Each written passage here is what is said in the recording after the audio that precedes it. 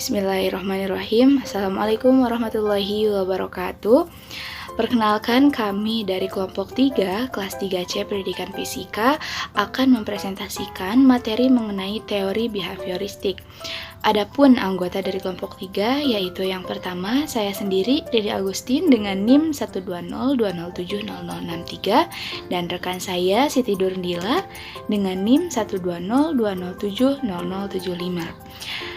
Adapun topik pembahasan yang akan kita sampaikan pada presentasi kali ini yaitu yang pertama ada teori pembiasaan klasikal dari Pavlov, kemudian yang kedua ada teori pengkondisian operan dari Skinner, kemudian yang ketiga ada teori belajar sosial dari Bandura, dan yang terakhir ada kritik teori psikoanalisis dan teori behavioristik. Baik, lanjut saja pada materi yang pertama, yaitu materi mengenai teori pembiasaan klasikal dari Pavlov. Yang pertama, mungkin di sini ada biografi dari Ivan Pavlov itu sendiri, yaitu seorang fisiologi berasal dari Rusia. Ia lahir pada tanggal 16 September 1849 di Rusia Tengah. Kemudian keluarganya menginginkan dia untuk menjadi seorang pendeta. Oleh karena itu, ia sekolah di seminari teologi. Kemudian setelah itu Pavlov mengabdikan dirinya di dalam dunia penelitian dan ia bekerja di laboratorium hingga ia meninggal pada usia 86 tahun. Dalam pandangan Pavlov, ilmu pengetahuan merupakan sarana belajar berbagai masalah kehidupan. Ilmuwan juga harus memahami bagaimana manusia belajar, bukan bertanya bagaimana mestinya manusia belajar. Teori pembiasaan klasikal atau classical conditioning merupakan teori yang dikemukakan oleh Ivan Pavlov. Teori pembiasaan klasikal ini adalah sebuah proses pembentukan refleks baru dengan mendatangkan stimulus. Teori ini merupakan teori yang mendorong adanya model pembelajaran dengan menggunakan stimulus sebagai perangsang proses belajar siswa. Kata klasikal di awal nama teori ini dipakai untuk menghargai Ivan Pavlov sebagai tokoh paling pertama dalam bidang conditioning. Teori Pavlov ini juga disebut sebagai respondent conditioning, yaitu didasarkan pada fungsi dari teori ini. Kemudian pada akhir abad 19 dan awal abad 20, Pavlov beserta teman-temannya melakukan penelitian mengenai pencernaan hewan. Nah, Pavlov memfokuskan pada perubahan dan kecepatan keluarnya air liur pada anjing. Nah, terdapat beberapa langkah yang dilakukan oleh Pavlov beserta teman-temannya untuk penelitian ini, yaitu yang pertama mengoperasi kelenjar ludah anjing dengan tujuan untuk mempermudah proses penelitian air liur. Nah, kemudian kegiatan ini diawali dengan memberikan anjing makanan berupa serbuk daging yang disodorkan ke mulutnya. Kemudian kegiatan tersebut diulangi hingga Pavlov mengetahui bahwa air liur anjing itu sudah keluar sebelum makanan itu sampai di mulutnya. Hal ini berarti air liur sudah keluar ketika anjing melihat piring makanan, kemudian melihat orang yang memberinya, kemudian mendengar langkah kaki orang yang memberinya makan. Oleh karena itu, air liur yang keluar karena adanya rangsangan makanan merupakan respon yang wajar, sedangkan air liur yang keluar ketika melihat piring, kemudian melihat orang yang memberi makan, dan mendengar langkah kaki orang yang memberi makan, itu merupakan respon yang tidak wajar.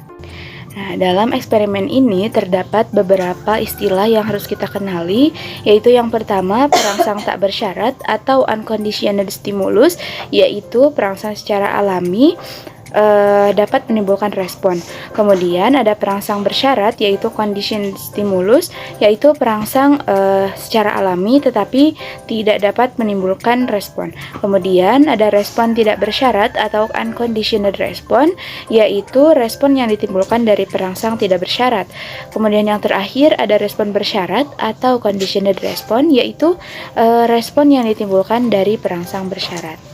Nah, kemudian masuk pada langkah penelitian Pavlov yang kedua, yaitu Pavlov melanjutkan usahanya untuk memahami fungsi otak, yaitu mengulang eksperimen tadi dengan berbagai variasi. Adapun langkah-langkah yang dilakukan oleh Pavlov, yang pertama yaitu anjing dibiarkan lapar, kemudian Pavlov membunyikan metronom dan anjing mendengarkan suara tersebut dengan sungguh-sungguh. Kemudian variasi lainnya yang diberikan oleh Pavlov yaitu menyalakan lampu di dalam kamar yang gelap dan anjing pun melihat lampu tersebut menyala selama 30 detik. Setelah itu Pavlov memberikan makanan kepada anjing berupa serbuk daging dan terjadinya refleks keluarnya air liur anjing tersebut. Kemudian percobaan itu diulang dengan jarak 15 menit per pengulangannya. Kemudian percobaan itu diulang sebanyak 32 kali. Nah, setelah mengulangi sebanyak 32 kali, terbukti bahwa metronom dan lampu dapat menyebabkan air liur yang keluar semakin deras. Nah, dari eksperimen tersebut ada beberapa hal yang perlu diketahui, yaitu yang pertama, bunyi metronom dan lampu menyala merupakan conditioning stimulus dan makanan merupakan unconditioning stimulus. Kemudian keluarnya air liur karena bunyi metronom merupakan conditioning reflex dan keluarnya air liur karena adanya makanan disebut unconditioning reflex. Kemudian makanan yang diberikan setelah keluarnya air liur disebut dengan reinforcer atau penguatan yang memperkuat refleks bersyarat dan memberikan respon yang lebih kuat daripada refleks bersyarat. Kemudian langkah berikutnya yaitu langkah yang ketiga. Eksperimen Pavlov bertujuan untuk mengetahui apakah refleks yang sudah terbentuk itu bisa hilang atau dihilangkan. Dari berbagai eksperimen yang telah dilakukan, maka Pavlov memperoleh kesimpulan bahwa refleks tersebut dapat dihilangkan dengan dua cara, yaitu yang pertama menghilangkan perangsang atau sinyal yang telah membentuk refleks bersyarat. Kemudian yang kedua, melakukan persyaratan ulang. Caranya sama dengan eksperimen kedua, misalnya bunyi metronom yang digunakan sebagai sinyal sudah membentuk refleks bersyarat, kemudian setelah itu diganti bunyi metronom tersebut dengan lampu yang menyala dengan jangka waktu yang cukup lama. Kemudian langkah terakhir yang dilakukan oleh Pavlov yaitu Pavlov ingin mengetahui kemampuan hewan dalam membedakan berbagai macam perangsang untuk menolong kemajuan kualitas belajar. Namun, penelitian ini tidak banyak digunakan di sekolah. Teori ini juga dapat diaplikasikan dalam pendidikan, yaitu yang pertama, penerapan dalam pengajaran. Nah, beberapa psikolog menyebut penerapan teori ini sebagai belajar berlanjut atau associative learning. Belajar asosiatif mengacu pada berbagai pembelajaran di mana gagasan dan pengalaman saling terhubung. Kemudian yang kedua, penerapan di kelas.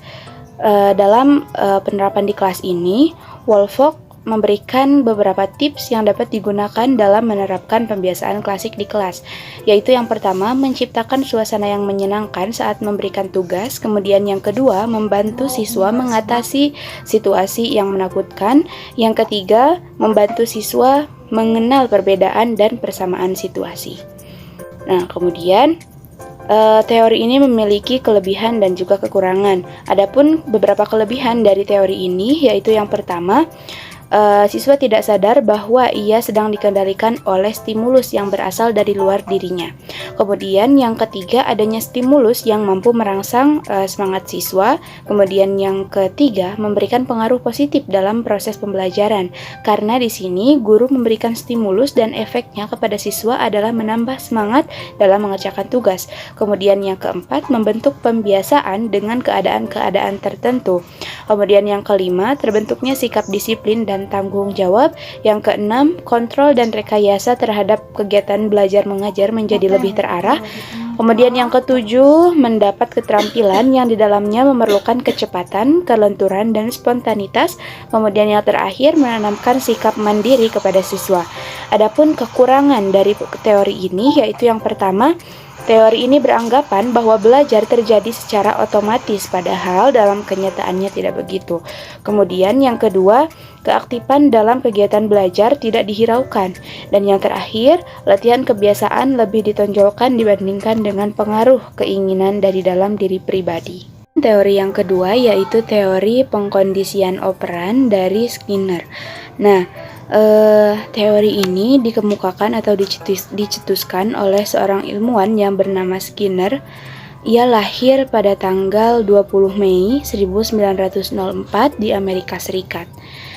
Nah, Skinner melanjutkan pendidikannya di Hamilton College. Di sana ia mempelajari sastra modern dan klasik.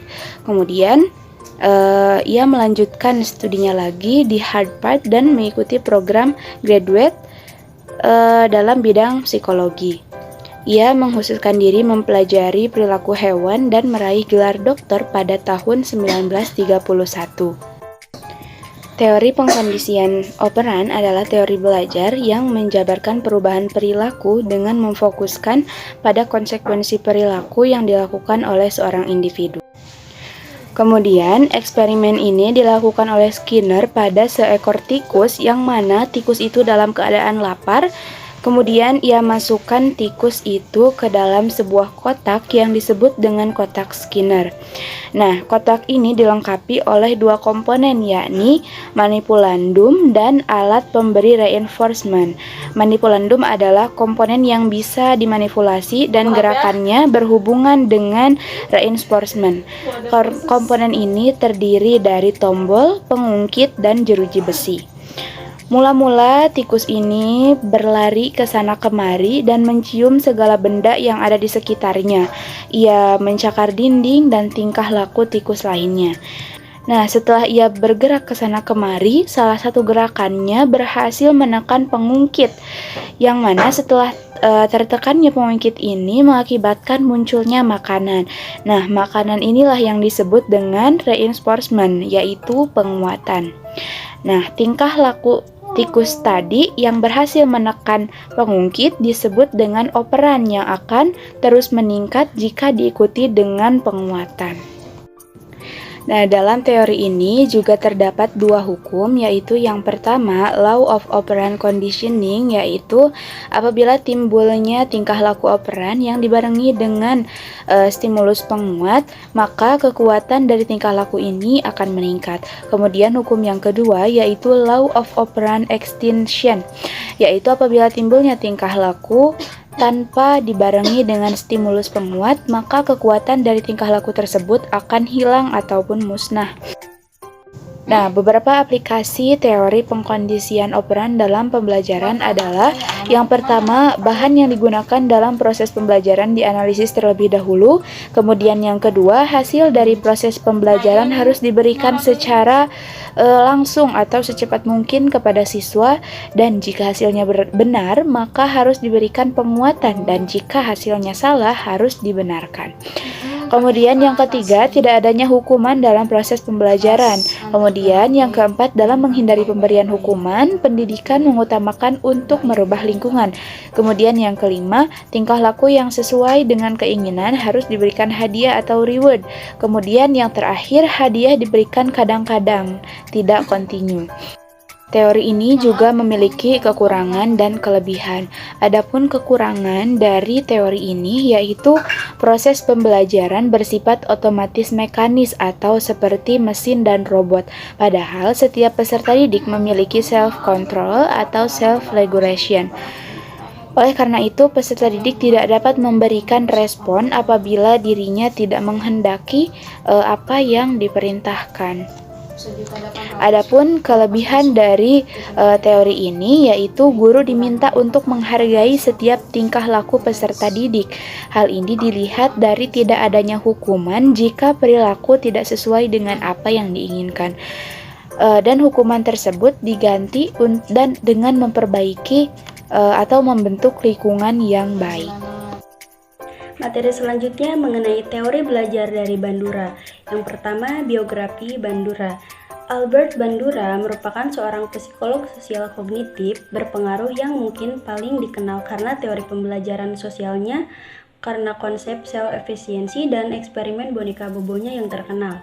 Dia merupakan profesor emeritus di Universitas Stanford dan secara luas dianggap sebagai salah satu psikolog terkenal. Sebuah survei tahun 2002 menempatkan Albert Bandura sebagai psikolog paling berpengaruh keempat di abad ke-20. Di belakang hanya B.F. Skinner, Sigmund Freud, dan Jean Piaget. Kemudian yang kedua, teori belajar sosial Bandura. Teori pembelajaran sosial adalah perluasan dari teori belajar perilaku yang tradisional atau behavioristik. Teori belajar sosial dikenalkan oleh Albert Bandura yang menekankan pada komponen kognitif dari pikiran, pemahaman, dan evaluasi. Menurut Bandura, teori belajar sosial sering disebut sebagai jembatan antara teori behavioristik dan kognitivistik karena meliputi perhatian, memori, dan motivasi.